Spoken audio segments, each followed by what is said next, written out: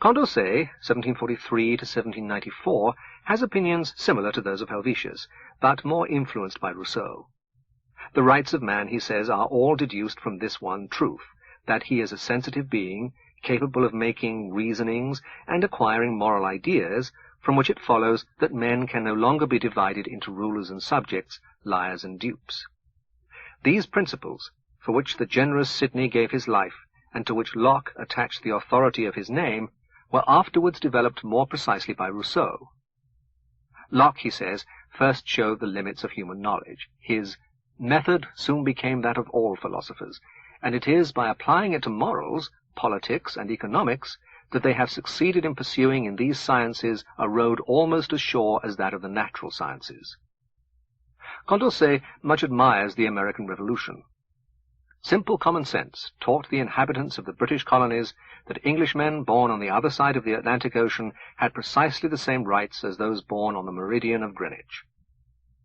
The United States Constitution, he says, is based on natural rights, and the American Revolution made the rights of man known to all Europe, from the Neva to the Guadalquivir.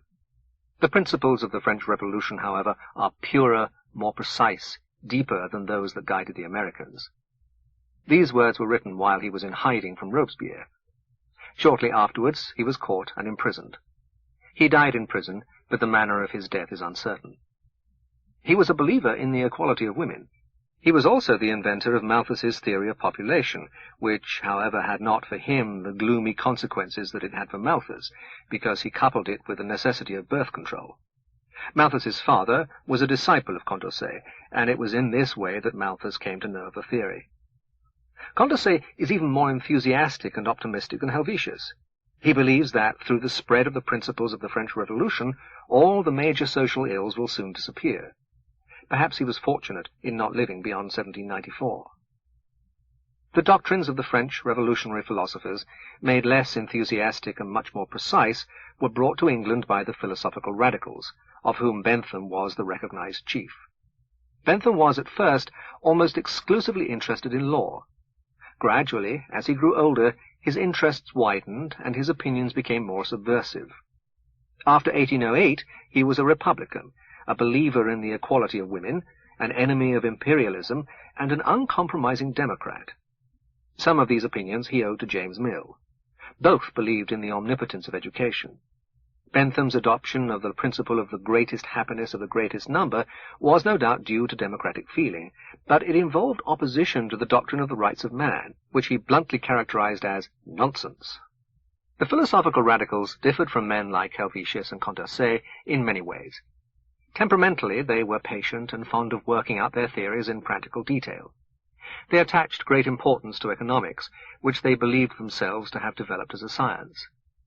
Tendencies to enthusiasm, which existed in Bentham and John Stuart Mill, but not in Malthus or James Mill, were severely held in check by this science, and particularly by Malthus's gloomy version of the theory of population, according to which most wage earners must always, except just after a pestilence, earn the smallest amount that will keep them and their families alive.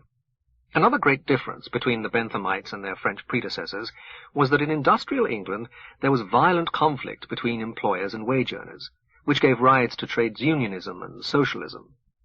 In this conflict, the Benthamites, broadly speaking, sided with the employers against the working class.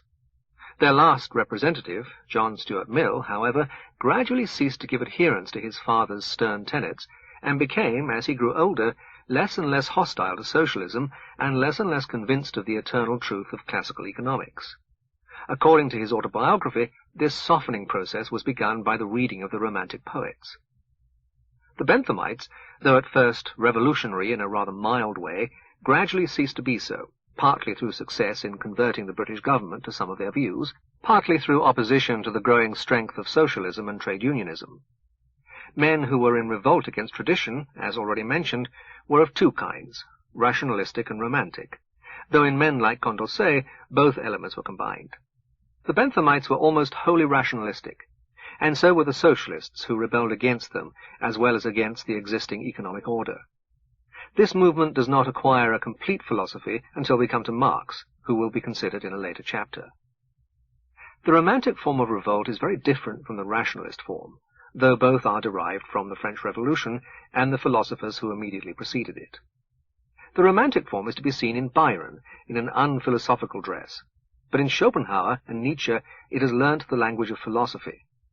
It tends to emphasize the will at the expense of the intellect, to be impatient of chains of reasoning, and to glorify violence of certain kinds. In practical politics, it is important as an ally of nationalism.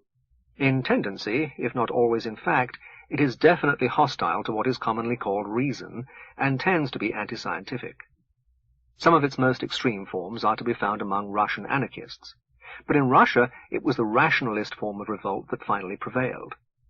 It was Germany, always more susceptible to romanticism than any other country, that provided a governmental outlet for the anti-rational philosophy of naked will. So far, the philosophies that we have been considering have had an inspiration which was traditional, literary, or political. But there were two other sources of philosophical opinion, namely science and machine production. The second of these began its theoretical influence with Marx, and has grown gradually more important ever since. The first has been important since the 17th century, but took new forms during the 19th century. What Galileo and Newton were to the 17th century, Darwin was to the 19th. Darwin's theory had two parts. On the one hand, there was the doctrine of evolution, which maintained that the different forms of life had developed gradually from a common ancestry. This doctrine, which is now generally accepted, was not new. It had been maintained by Lamarck and by Darwin's grandfather Erasmus, not to mention Anaximander.